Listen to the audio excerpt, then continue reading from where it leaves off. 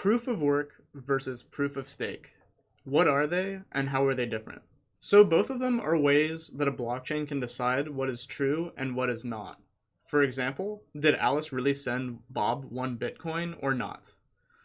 So proof of work is what blockchains like Bitcoin, Dogecoin, and Ethereum currently use through a process called mining.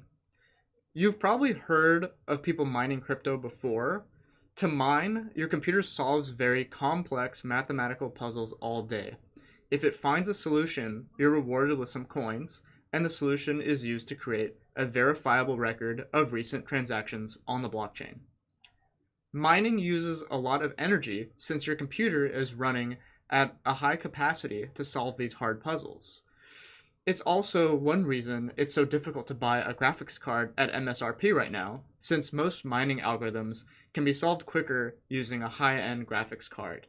Essentially, miners prove that they have done a lot of computational work to solve these puzzles by presenting a solution for each batch of transactions, hence the name proof of work.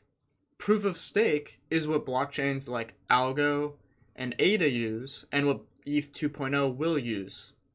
This involves locking a certain amount of coins up or staking them, along with a running program on a computer called a validator node.